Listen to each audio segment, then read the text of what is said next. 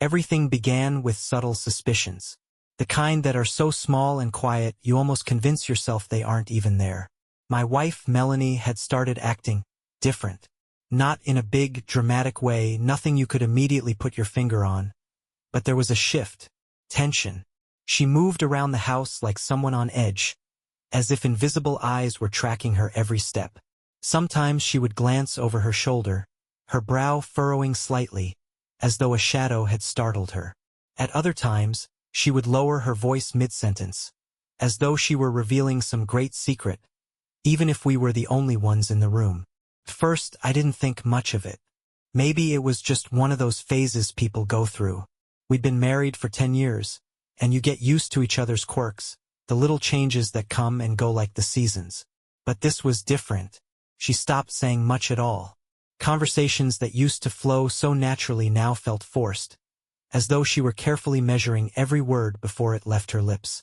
When I'd ask her about her day, she'd offer a few vague, clipped sentences before burying herself back in her phone. That phone, it was glued to her hand. She wasn't just scrolling or playing a game either. She'd stare at it with an intensity one hadn't seen before, her thumb flying across the screen, her expression a mix of concentration and, at times, a flicker of, what was it? Worry? Melanie had never been the kind of person to live her life on her phone. She'd always rolled her eyes at couples who sat across from each other at dinner, both scrolling instead of talking. Yet here she was, constantly immersed in that glowing screen, often smiling faintly at something I couldn't see. When I'd ask what she was looking at, she'd shrug. Just catching up on things, she'd say, without looking up. I press a little further. What kind of things? Her response was always the same. Just stuff. It was strange, yes, but I brushed it off. Maybe she'd gotten hooked on some new series or was doom scrolling through the news like the rest of us. Besides, Melanie had been through a lot lately. Her father's passing last year had left a hole in her life, and while she seemed to be coping on the surface, I knew grief could take strange forms. Still, there were moments that felt off, like when she'd flinch away from my touch. I remember one night, I walked into the kitchen while she was leaning against the counter, her phone in hand. I placed my hands on her shoulders, just to surprise her with a kiss. She jumped as though I'd startled her, quickly locking her screen and slipping her phone into her pocket. Everything okay? I asked, my voice light but my stomach tightening slightly. Yeah, she said, her tone a little too quick.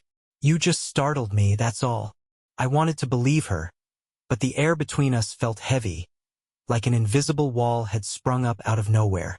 Now, I'm not the type of guy who catches on to subtle things easily. I grew up in a big, loud family, where nothing stayed a secret for long and every holiday dinner was a raucous mix of laughter, debates, and terrible jokes. Subtlety wasn't exactly a family trait, and I'd always prided myself on being laid back, someone who didn't sweat the small stuff. So, I told myself it was nothing, just a phase. Maybe it was seasonal depression. Winter has a way of creeping into your bones, making even the sunniest person seem distant. Or maybe she'd gotten too wrapped up in one of those true crime dramas she loved, the kind where everyone's a suspect and the tension never lets up. I kept trying to explain it away, to convince myself that Melanie was just tired, stressed, distracted, anything but what that small voice in the back of my head was whispering.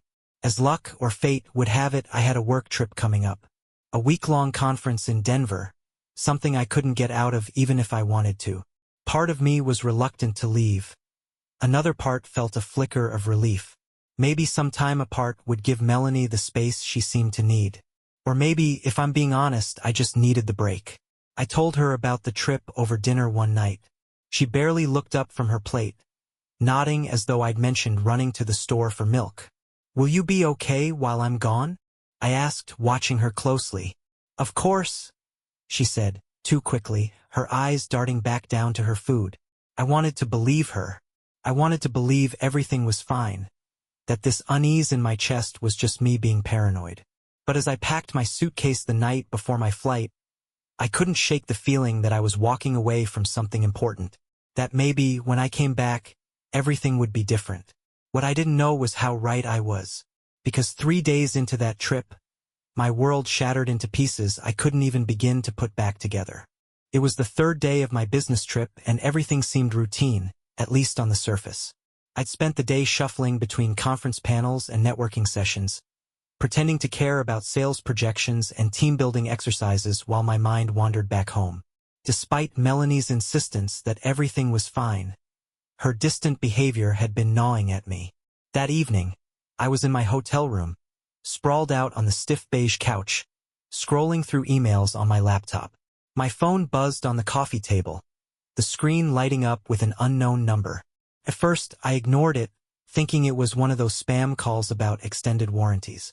But when it rang a second time, something told me to answer. "Hello," I said, my voice cautious.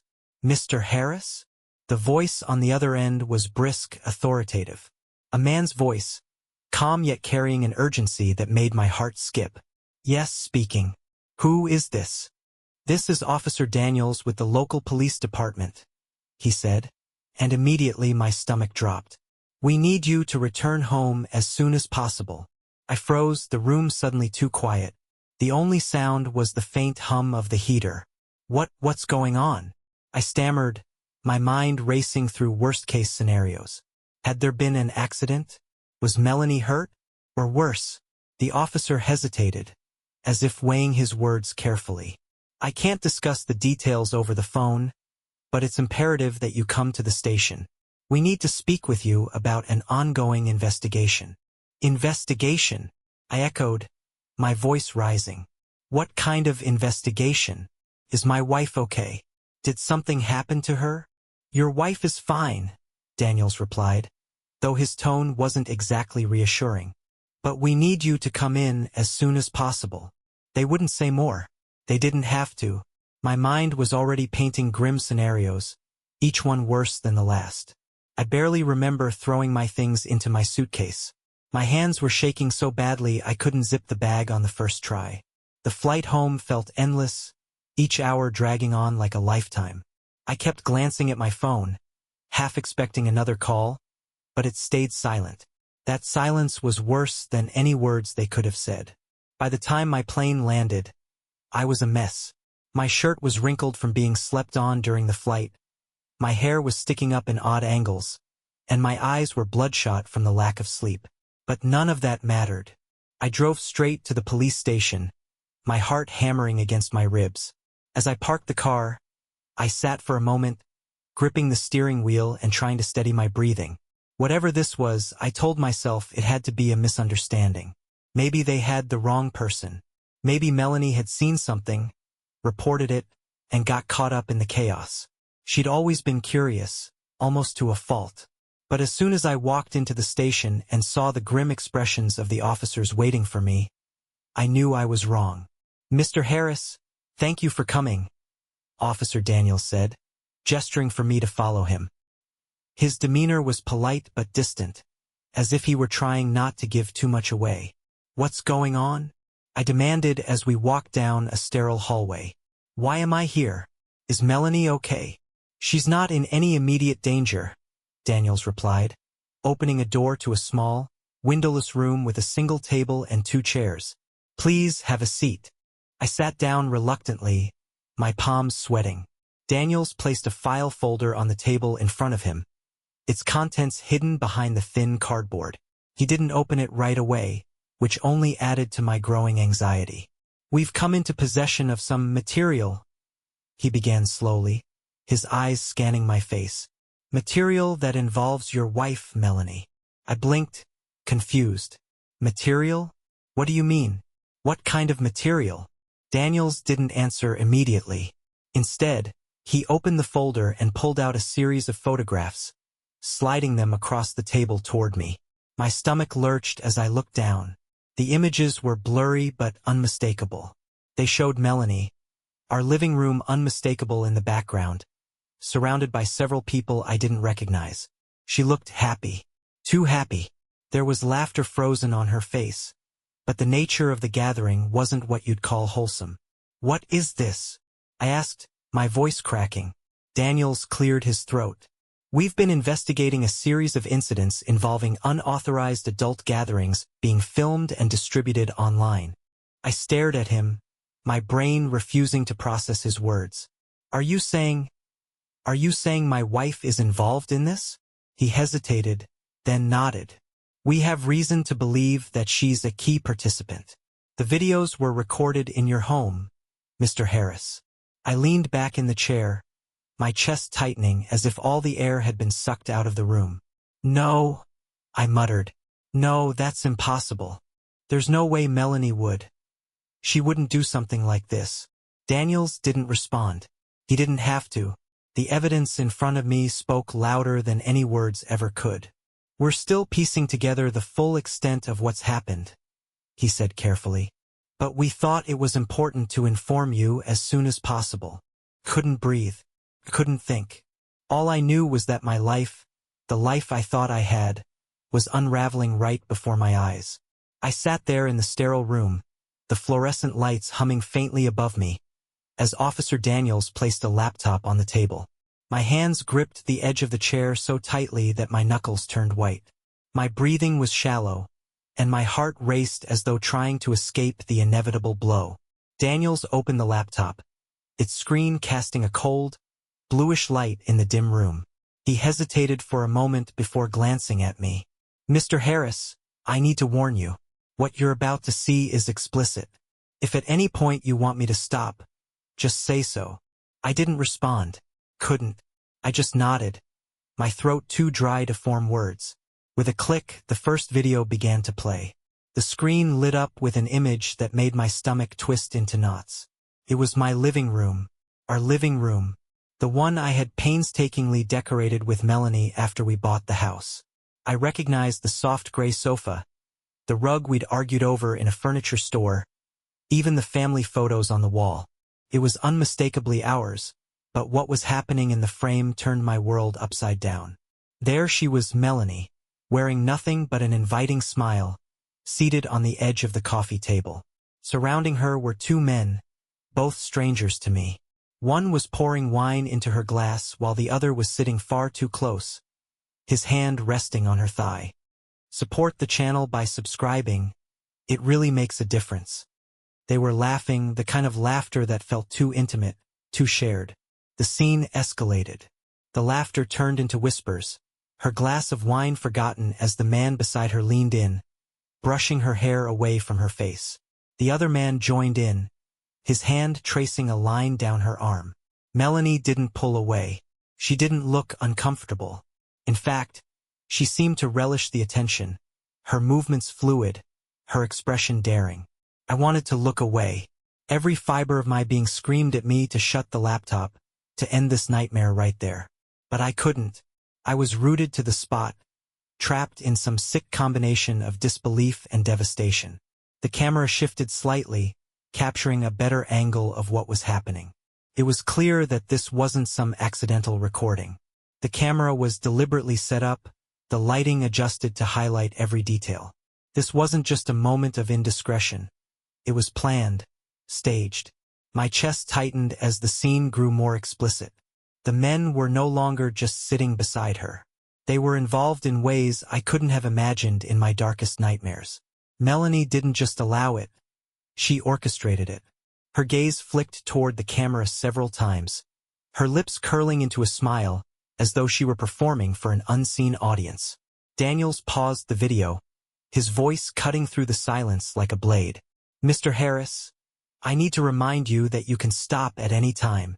No, I croaked, barely recognizing my own voice. Keep going. The second video was even worse. This time, the setting was our bedroom. Our bedroom, the one place in the world I thought of as sacred, where we had shared countless intimate moments, whispered dreams, and comforted each other on dark nights. In this video, Melanie was with another man, a younger one, muscular and confident. She stood in front of the full-length mirror we'd bought together, her reflection clearly visible as she adjusted her hair, wearing nothing but a black silk robe that I had given her as an anniversary gift. The man approached her from behind, his hands settling on her shoulders. She tilted her head back, laughing softly, and shrugged off the robe as if it were the most natural thing in the world. The camera zoomed in, capturing every detail of their interaction. The way she leaned into him, the way she guided his movements. It was clear she was in control.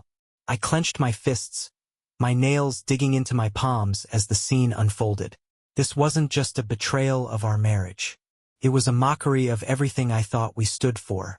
The final video shattered whatever pieces of my heart were still intact. This time, the setting was the backyard. The same backyard where we'd hosted summer barbecues, where we dreamed of building a playset for the children we never had. Melanie was there, surrounded by several people, most of whom I didn't recognize. This wasn't a private moment. It was a full-blown party, complete with drinks, laughter, and far too much skin. She was the center of attention, her laughter ringing out as she danced provocatively in the middle of the group. At one point, she grabbed one of the men by the hand, pulling him toward the patio furniture. The camera followed, catching every whispered word, every intimate touch. There was no shame, no hesitation, just a raw, unapologetic display that felt like a dagger to my chest.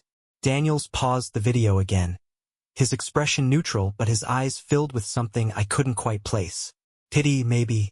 These videos were uploaded to an adult subscription platform, he said, his voice measured. We've confirmed that your wife was not only a participant but the initiator. She set up the account, handled the recordings, and facilitated their distribution. Additionally, some of the participants were recorded without their knowledge, which is a direct violation of privacy laws.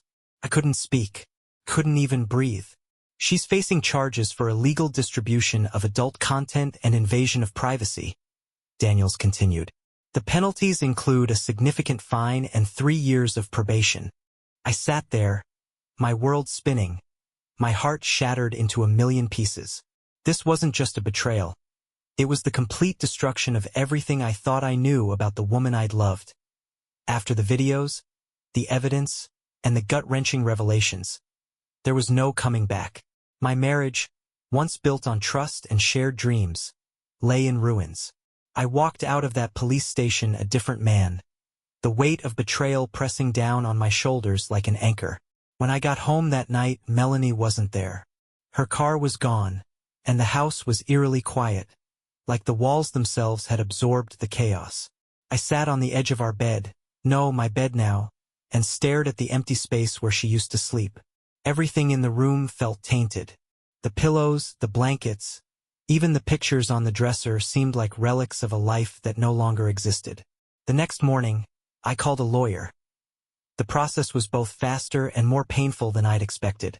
Melanie didn't contest the divorce. How could she, with the mountain of evidence against her? She showed up to the hearings looking pale and defeated, a shadow of the vibrant woman I once knew. First, she tried to talk to me, to explain. It wasn't supposed to be like this, she said one day outside the courthouse, her voice trembling. I just wanted, excitement. I didn't think it would go this far. I didn't respond. What was there to say? That I understood? That I forgave her? Couldn't. The damage was done, and no amount of apologies could undo it. In the end, I got the house. Melanie, saddled with legal fees, fines, and the conditions of her probation, couldn't afford to fight for it. She moved into a small apartment on the other side of town, far from the life we'd built together. The last time I saw her was the day the divorce was finalized. She looked at me with tears in her eyes, as if expecting some kind of closure. Instead, I handed her the keys to her old car and walked away without a word. Melanie's life unraveled quickly after that. The fines and court-mandated community service were just the beginning. Word of her actions spread like wildfire, and soon, she was the subject of whispered conversations and pointed stares. She lost her job almost immediately. Her employer didn't want to be associated with the scandal. Friends we once shared distanced themselves, some out of disgust, others out of fear that their association with her might damage their own reputations. Even her family struggled to reconcile what she'd done. Her mother, who had always adored her, stopped calling. Her brother, a staunchly conservative man, made it clear that she wasn't welcome at family gatherings for the foreseeable future. From what I heard through mutual acquaintances, Melanie spent most of her days working part-time at a local diner and trying to keep her head down. The woman who once laughed so freely and dreamed so big was now just another face in the crowd, weighed down by her own mistakes. As for me, the journey back to normalcy wasn't easy. In the weeks following the divorce, I threw myself into fixing up the house.